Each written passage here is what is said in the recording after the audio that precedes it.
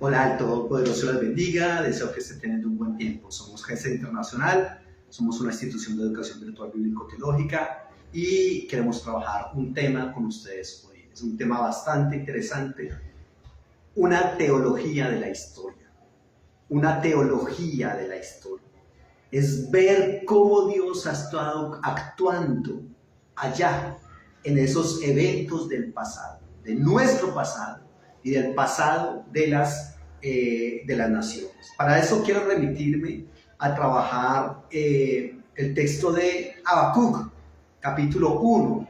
Tengo una especial debilidad por el libro de Habacuc. Es un libro que creo que no hemos explorado ni en un mínimo porcentaje, pero que trae muchísimas respuestas a nuestra vida. Y dice así Habacuc capítulo 1, versículo 1 en adelante. Esta es la profecía que el profeta Habacuc recibió en visión. ¿Hasta cuándo, Señor, he de pedirte ayuda sin que tú me escuches? ¿Hasta cuándo he de quejarme de la violencia sin que tú nos salves? ¿Por qué me haces presenciar calamidades? ¿Por qué debo contemplar el sufrimiento? Veo ante mis ojos destrucción y violencia. Surgen riñas y abundan contiendas. Por lo tanto, se entorpece la ley y no se da curso a la justicia. El impío acusa al justo y las sentencias que dictan son injustas. Miren a las naciones, contémplenlas y quédense asombrados. Estoy por hacer en estos días cosas tan sorprendentes que no se las creerán aunque alguien se las explique. Estoy incitando a los caldeos, ese pueblo despiadado e impetuoso que recorre toda la tierra para apoderarse de territorios ajenos. Son un pueblo terrible y espantoso que impone su propia justicia y grandeza. Sus caballos son más veloces que leopardos, más feroces que los lobos nocturnos. Su caballería se lanza a todo galope, sus jinetes vienen de muy lejos, caen como buitres sobre su presa.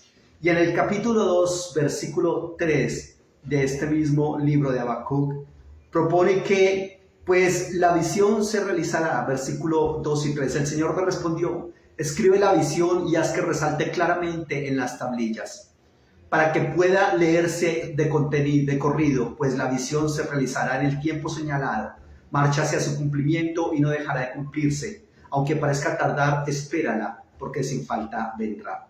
Son textos que son bastante interesantes. Aquí el asunto es que Habacuc está por allá en un momento en el cual está reinando el imperio asirio, ¿correcto? El imperio asirio tiene mucho poder, pero está en el ocaso del poder. Pero aún sigue gobernando, aún sigue mandando y aún sigue dominando. Pero el profeta Habacuc le dice: Señor, eres muy limpio de ojos, no puedes ver lo que nos está pasando. Y el Señor le dice: sí, yo estoy viendo.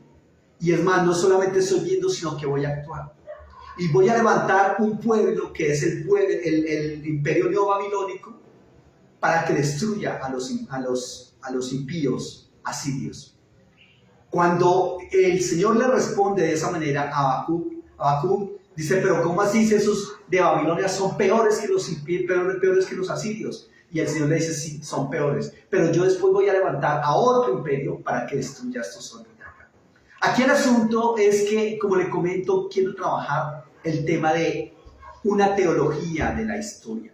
¿Cómo estamos leyendo nosotros los hechos, los eventos que han tenido lugar en la historia del mundo y en nuestra propia historia? Eso tenemos que verlo nosotros, cómo hemos venido actuando, viendo actuar a Dios allí, si es que lo hemos visto ver actuar a Dios allí en esas situaciones de la historia. ¿Has visto a Dios actuando en lo que te ha estado pasando en tu vida? ¿Has visto a Dios actuando en lo que ha pasado aquí en Colombia y en el mundo? Y es que la verdad es que se ha dicho muchas veces que el Dios de la revelación judeocristiana se manifiesta en la historia, más que en los fenómenos naturales, más que en la cratofanía, más que en esos truenos, relámpagos y centellas con los cuales se manifestaba allá, por ejemplo, cuando le dio al pueblo de Israel el decálogo divino. Dios se manifiesta más que en esos eventos, en esos fenómenos naturales, se manifiesta en la historia. Se manifiesta allí, y eso es precisamente una de las características que hace diferente la religión de Israel, la religión cristiana, a la religión de otros pueblos. El Señor ha estado trabajando en la historia.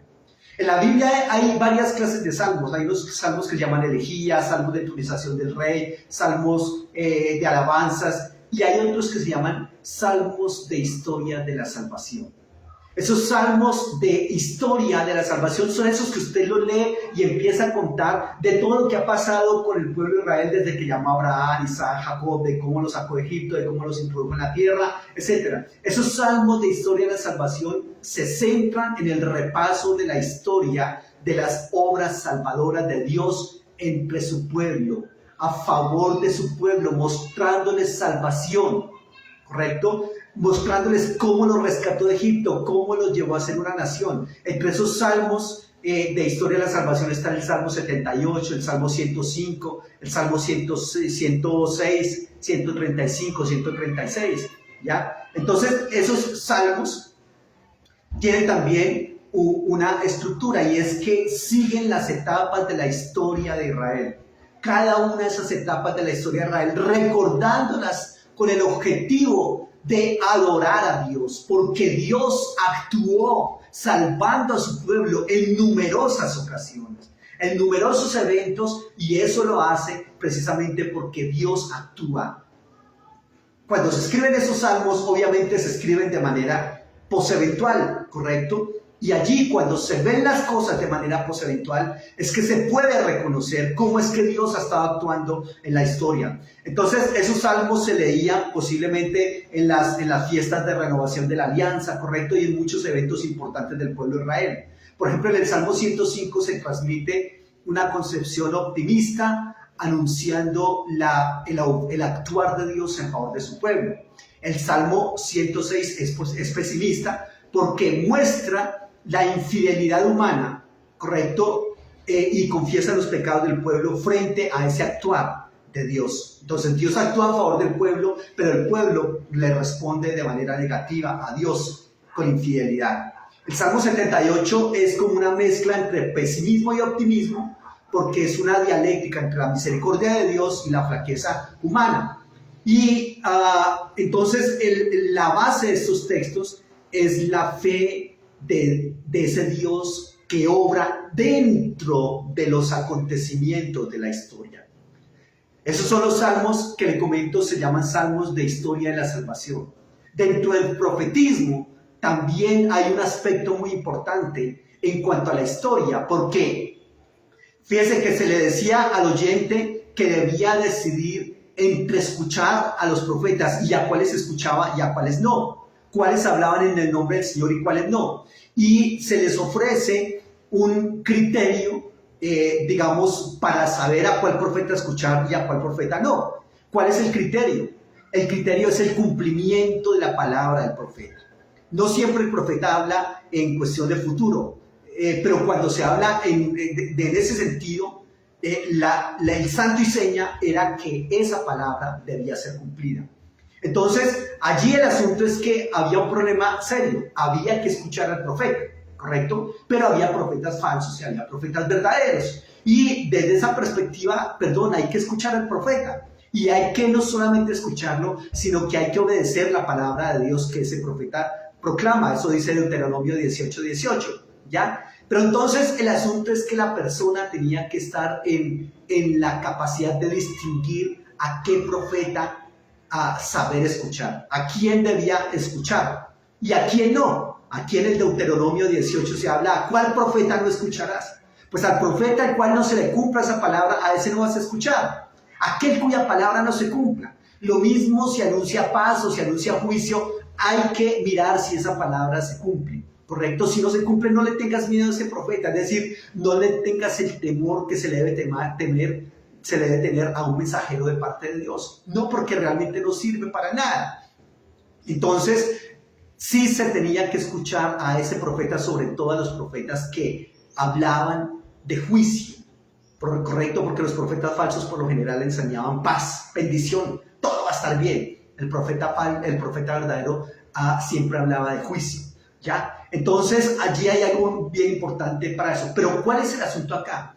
Que finalmente, entonces, según esa palabra, ¿quiénes son los que hacen ese juicio del que es profeta verdadero y profeta falso? Reitero, cuando el profeta habla de cosas del futuro. pues el pueblo es el que hace ese juicio. Es un juicio a posteriori, es un juicio post-eventual, ¿correcto? Después de que las cosas se han dado, después de que ha tenido lugar ese mensaje del profeta en su cumplimiento, entonces es el pueblo el que dice, este profeta sí, este profeta no. ¿Por qué? Porque la palabra se cumplió. Es decir, que el canon de los profetas, todos los profetas que se colocaron en el canon bíblico, ese es como el aval oficial que el pueblo le da al profeta, ¿ya? Es decir, allí se incluyen a los profetas que el pueblo reconoció como autoritativos, como normativos de la fe en el Señor, ¿ya? ¿Y cuándo se da eso? Lejos de la discusión viva y de esa discusión difícil.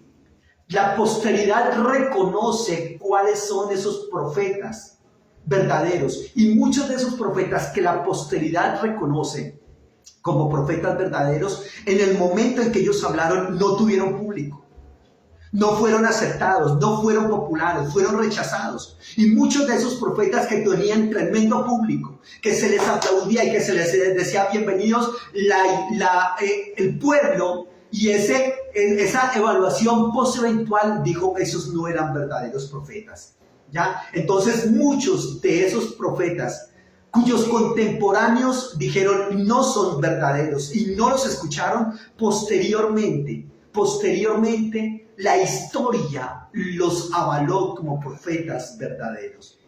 Ahora, también aquí no solamente al profeta el juicio los alcanza como profetas verdaderos o falsos, sino también a su audiencia, a sus oyentes.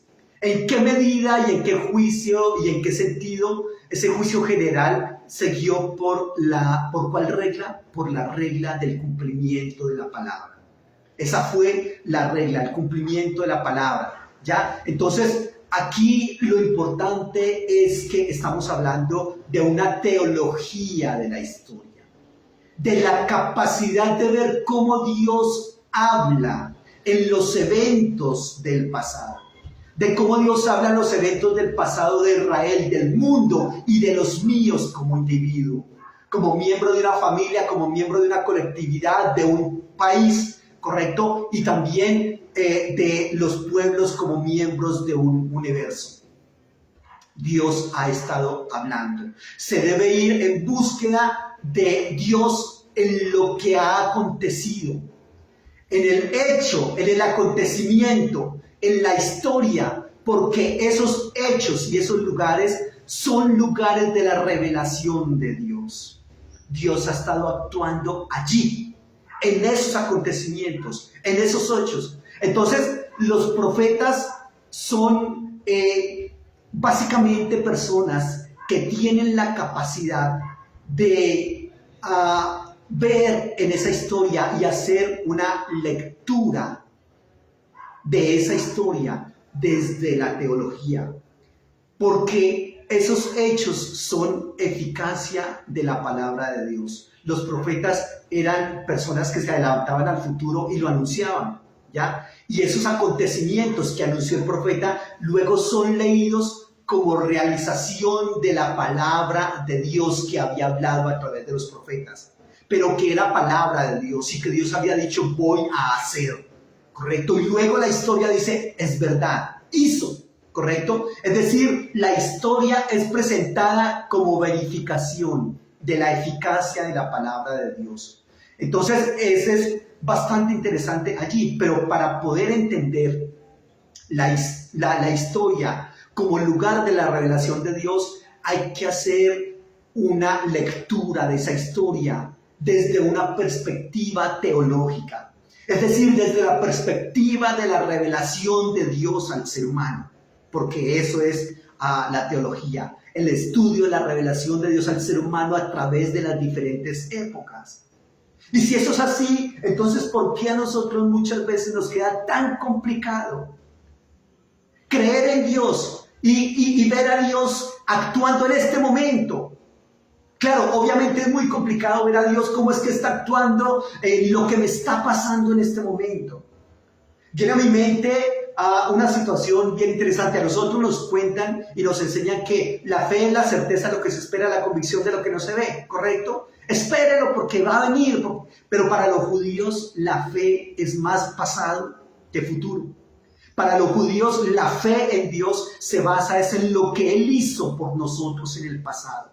Y así como lo hizo, lo volverá a hacer. Así como lo hizo, lo seguirá, lo está haciendo y lo seguirá haciendo.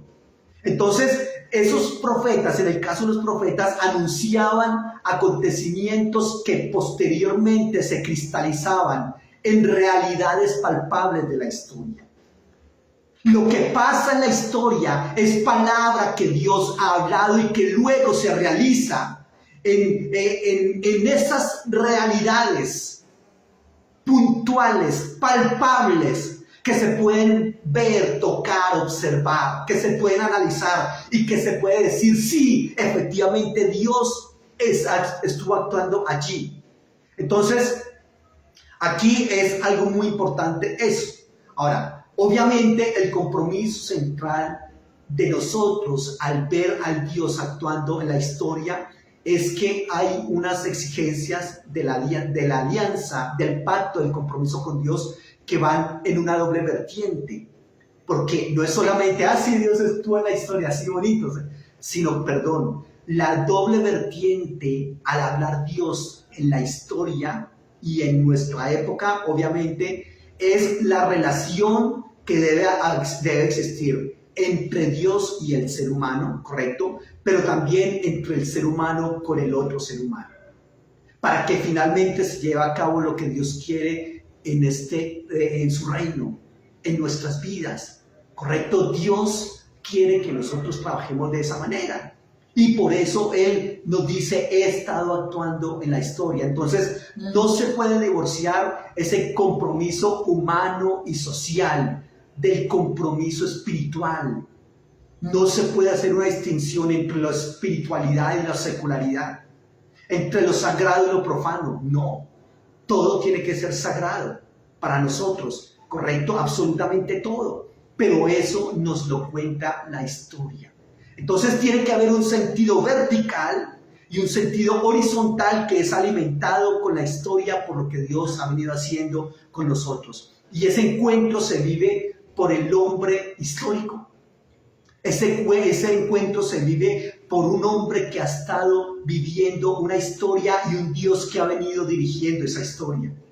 Y que son unas situaciones reales, concretas, ¿ya? Entonces, eso es muy importante que nosotros lo tengamos en cuenta allí. ¿Qué tanto puedes ver a Dios en la historia de Colombia?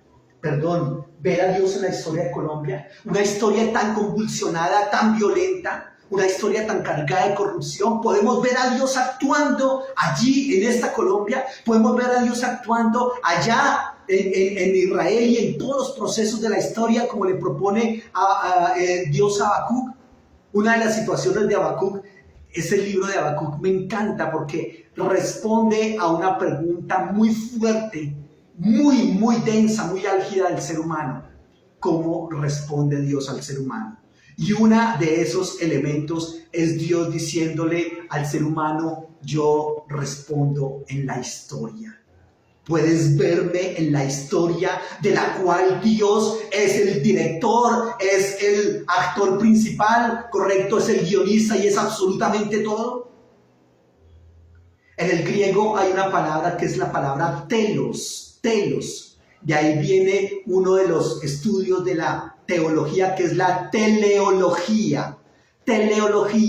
Telos significa ir hacia un fin perfectamente establecido desde el principio. Todas las cosas están hechas para un fin y ese fin tiene un propósito que es un propósito perfecto, ¿correcto? Eso significa que Dios desde el inicio hasta el final ha estado actuando en esa historia, reitero, en la cual es el director, es el principal actor, es el libretista y absolutamente todo. Entonces aquí hay algo muy importante en esa situación. Las palabras que Dios habla no se acaban de cumplir en un momento limitado, sino que quedan mirando siempre al momento siguiente. Y eso es bastante interesante acá. Fíjense una cosa. Cuando Dios le dice a Habacuc que él está levantando un imperio para destruir al imperio asirio, les dije que en ese momento estaba actuando el imperio asirio. Ese imperio asirio se levantó más o menos en el 740 hasta el 612, ¿correcto? Hicieron lo que quisieron. Se levantaron y formaron un imperio sobre el latrocinio, sobre las violaciones de los derechos humanos, sobre el robo, sobre el despojo, sobre la muerte, sobre el temor, etc. Pero Dios les dice, pero les va a llegar su momento. Y efectivamente lo que él dijo sucedió. Voy a levantar al imperio neobabilónico.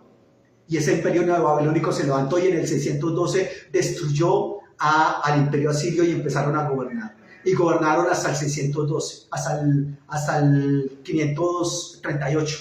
Desde el 612 hasta el 538 el imperio neobabilónico.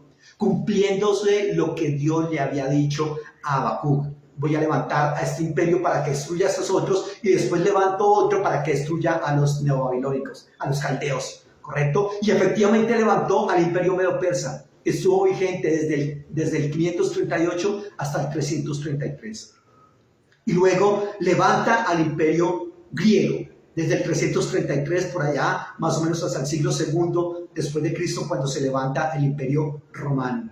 Y luego ese imperio romano también es destruido. Pero ¿sabe una cosa?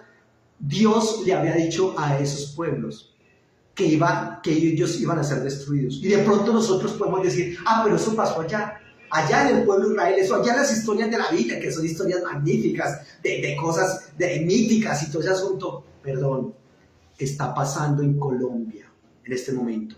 Porque cuando Dios le habla a Habacuc, esa palabra no se acaba. En el momento de Habacuc, ya un solo cumplimiento y punto. Eso en la teología se llama sensus plenior. Es ver cómo una propuesta, es ver cómo una palabra que Dios ha hablado tiene diversos cumplimientos. Y ese mismo cumplimiento a esos imperios que se levantaron, reitero, sobre la muerte, sobre el terror, sobre el despojo, sobre la rapiña, sobre el latrocinio, esa misma palabra de destrucción para esos imperios también le cala a los imperios de la actualidad. Le caló al imperio del mal de este señor Hitler. Le cala a los imperios que se levantan en este momento. Pueden llamarse imperios políticos, económicos, religiosos, sociales, si no están levantados, si no están fundamentados sobre el principio divino, van a ser destruidos. Porque esa palabra que Dios habla no tiene un solo cumplimiento y para de contar. No tiene un momento limitado, sino que queda siempre mirando hacia el siguiente momento. Por ejemplo, miren lo que pasó con Nínive. Nínive precisamente era la capital del imperio asirio, ¿correcto? Y cuando el Señor envía a Jonás a que le diga de aquí a 40 días Nínive va a ser destruido. Nínive se arrepintieron. Genial, espectacular. Se arrepintieron y Dios no los destruyó. Se enojó mucho el profeta, etcétera, etcétera. Pero ojo con eso. El hecho de que ellos se hubiesen arrepentido y de que Dios no los hubiese destruido no fue algo que perdurara para siempre. No porque Dios no pudiese sostener su promesa de no los voy a destruir, sino porque ellos no tuvieron un arrepentimiento verdadero o por lo menos consistente o permanente y terminaron siendo destruidos finalmente. Les estoy diciendo que Nínive fue destruida en el 612 a.C. ¿Ya? Entonces, si Nínive se convierte, no se va a cumplir el juicio anunciado. Pero aun cuando la condición no sea explícita, ni el profeta en ese momento, ni nadie sabe si se va a cumplir o no se va a cumplir, en qué momento o en qué momento no se va a cumplir. Dios queda siempre libre. Dios está por encima de la palabra que anunciaban estos siervos. Mientras Nínive se arrepintió, no fue destruida. Sin embargo, luego lo fue, porque su arrepentimiento no fue duradero. Entonces, en ese caso, esa palabra de ese profeta, en la historia se cumplió en ambos sentidos. Cuando les dijo, no los voy a destruir porque se arrepintieron, pero después, cuando el arrepentimiento no fue duradero y fueron destruidos. Entonces, la historia es el lugar privilegiado de contemplación para el creyente en Dios. ¿Puede usted lograr contemplar a Dios de manera privilegiada en la historia? Puede ver cómo Dios ha estado actuando en esos eventos tan fuertes del pasado y sobre todo los eventos de su vida. Y de pronto alguien de ustedes dice, pero eso sí está complicado porque mire lo que me ha pasado a mí en la vida, mire todo lo que me ha tocado vivir, mire cómo me tocó vivir en violencia, mire cómo mis padres tuvieron que vivir violencia, el momento en que perdía al amor de mi vida, en el momento en que sufrí ciertos vejámenes. ¿Y dónde estaba Dios allí? ¿Y cómo es que usted me dice ahora que efectivamente estamos en la historia, etcétera, etcétera, y que Dios ha estado actuando en esa historia? ¿Y entonces qué pasó en mi historia? Dios ha estado actuando allí, no provocando la historia tal cual está, porque no es que nosotros seamos títeres en las manos de Dios, pero sí mirando las decisiones que nosotros tomamos. ¿Cómo le respondemos a Dios, afirmativa o negativamente? ¿Qué tan dispuesto está el ser humano a trabajar esa historia? Pero la historia, si nosotros podemos ver ese aspecto teológico de la historia se constituye en un lugar privilegiado de contemplación para nosotros en Dios, de ver cómo Dios ha estado actuando allí. Es allí donde le gusta ver actuando a Dios. Él es el que actuaba, dice el libro de Isaías. Entonces, Isaías, por ejemplo, en el 41:4, Isaías en la Palabra de Dios para Todos dice, ¿quién ha hecho esto y permite que esto suceda? El que desde el principio controla la historia. Es el que desde el principio controla la historia. Yo, el Señor, estoy presente de principio a fin. Teleología se llama eso. Isaías 44:24 dice, así dice el Señor, tu Redentor, quien te formó en el seno materno. Yo soy el Señor que ha hecho todas las cosas. Yo solo desplegué los cielos y extendí la tierra. ¿Quién estaba conmigo? Ahí está Dios actuando en la historia. Y también la historia, reitero, es donde se ve al ser humano respondiendo a las propuestas divinas o rechazándolas. La historia de mi vida muestra a cuáles de esas propuestas divinas le he dicho sí y a cuáles le he dicho no. La historia de Colombia muestra cuáles de esas propuestas divinas nosotros los colombianos hemos dicho sí y a cuáles hemos dicho no. La historia de los pueblos demuestra eso mismo. Isaías es un profeta marcado primitivamente también por la tradición sapiencial. Y los sabios de Israel edificaron esa reflexión y realizan toda una teología de la historia, mostrando cómo es que Dios ha estado actuando allí. Ezequiel, por ejemplo, Ezequiel, que está tan imbuido en las categorías cultuales, ve en la historia una inmensa liturgia para Dios, un inmenso culto de alabanza y de adoración para Dios en la historia. Puedes ver ese culto de adoración a Dios en la historia de tu vida y en la historia de Colombia y de los pueblos. Ezequiel dice, así es posible, y él la ve. Mire cómo inicia el capítulo 1 de Ezequiel, precisamente con querubines mostrando cómo Dios tiene un trono y cómo Dios es el Dios de todo. Como la grandiosa teofanía en que Dios se da maravillosamente a conocer y a reconocer. Ese Dios a quien nadie conoce, a quien nadie ve, sino solamente en el momento del culto. Hola, nosotros no podemos seguir viendo a Dios solamente en el momento del culto. Nosotros tenemos que ver a Dios en la historia, adorarle a Dios en la historia y conocerlo y reconocerlo en esa historia. Eso es lo que Dios quiere que de nosotros, para que nosotros trabajemos, porque resulta que ese pasado se lee en función del presente. Nosotros podemos ver más claramente este presente cuando nosotros hemos podido ver la teología de la historia, cuando hemos podido distinguir a Dios allá en esa historia. Entonces así nos podemos referir al pasado para ver más claramente el momento en que estamos viviendo. De ahí que nosotros tengamos que convertirnos en historiadores, pero más que en historiadores, en teólogos de la historia. Usted me dirá, pero perdón, no soy ni uno ni lo otro.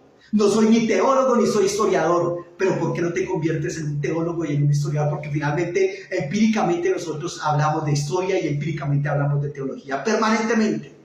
Si usted le cuenta a alguien de ese testimonio, usted pasa allá adelante de la iglesia y les dice, voy a contarle un testimonio de algo que me pasó. Allí estás viendo una teología de la historia.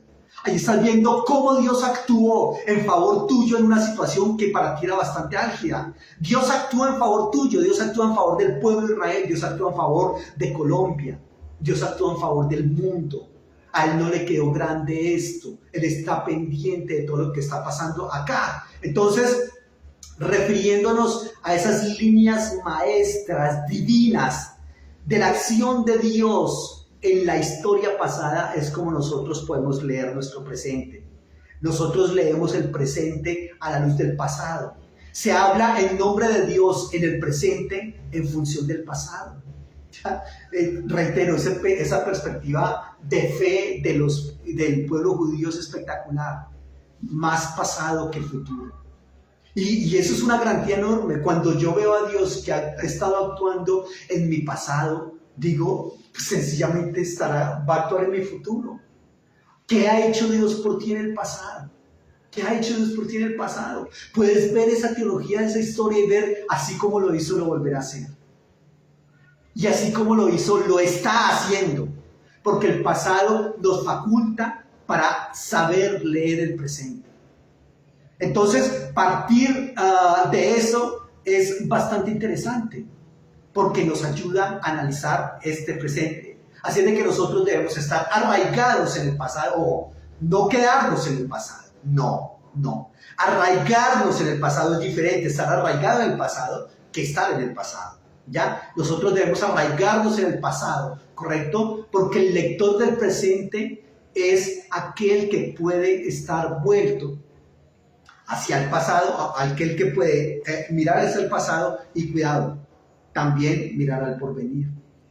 Aquí es algo muy importante, porque el pasado nos ayuda a leer el presente y el conocimiento del pasado y del presente nos lanza hacia el porvenir. ¿Correcto? Entonces, aquí es algo muy importante. Cuando nosotros estamos afianzados estamos arraigados en el pasado y podemos ver a Dios actuando en ese pasado, podemos decir una palabra eficaz para los hombres de este tiempo, el tiempo en que nosotros estamos viviendo.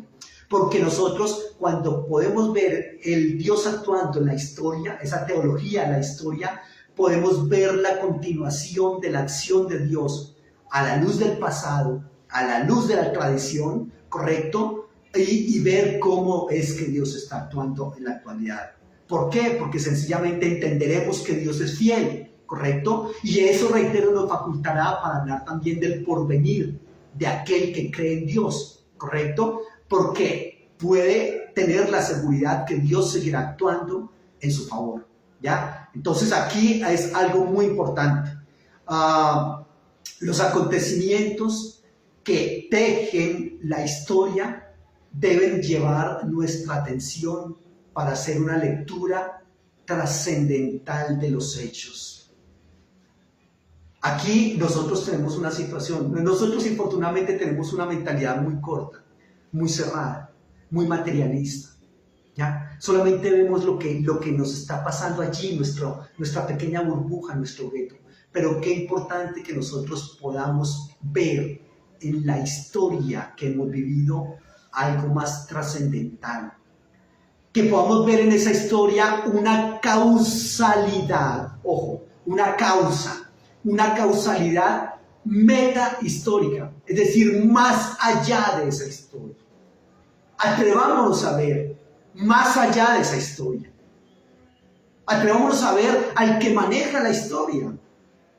¿Cómo fue que él actuó? Así como actúa en esos grandes imperios.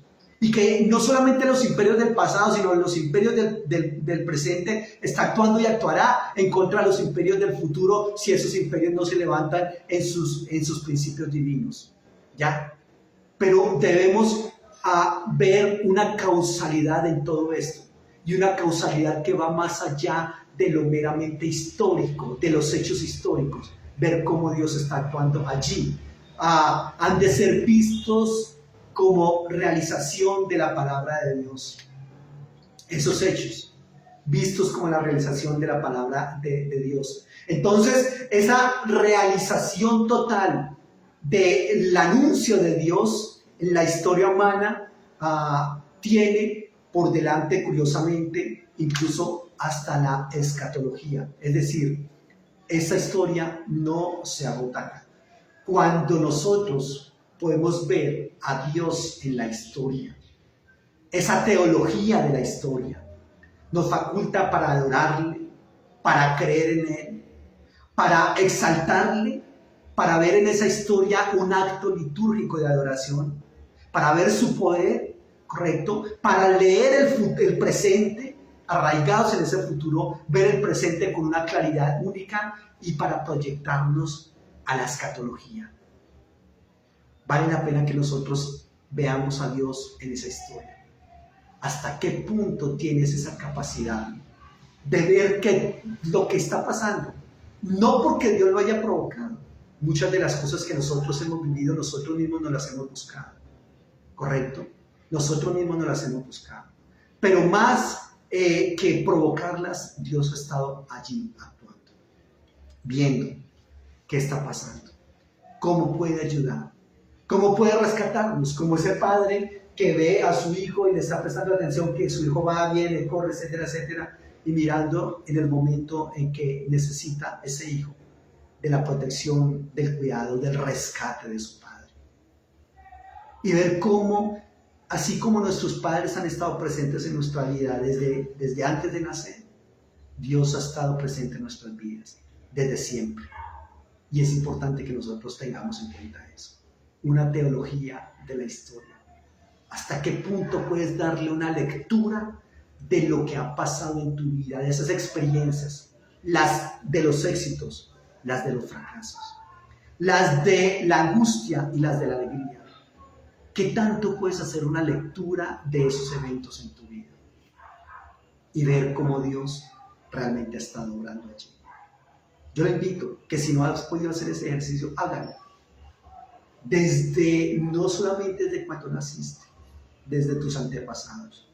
Y no solamente desde tu historia personal, de la historia de tu pueblo, de la historia del mundo. ¿Cómo vemos nosotros a Dios actuando en la historia de Colombia? Dios actuando en medio de esta corrupción, en medio de toda esta porquería, de toda esta violencia, con 10 millones de desplazados, el país con más desplazados en el mundo. ¿Dónde? ¿Cómo? Ahí está el desafío. Hagamos una lectura de ese Dios actuando en esa historia, de esa teología actuando en la historia. Precisamente de eso se trata el texto bíblico, de ver cómo Dios actúa en el reino de Israel, en toda su historia, y entender que Dios actúa de esa misma manera conmigo hoy, y sacar lecciones histosóficas. Las lecciones histosóficas son lecciones de vida, lecciones que nos llevan a tomar sabiduría, ¿ya? Entonces tenemos que tener en cuenta eso, una teología de la historia. Obviamente son pequeños aspectos que les mencioné hoy de la teología de la historia, porque eso es un tema muy grande, pero por lo menos sembrarle la duda y la curiosidad allí para que trabajemos una teología de la historia. Somos GC Internacional y estamos para servirles. El Señor les bendiga, que estén muy bien. Un abrazo, muchísimos éxitos.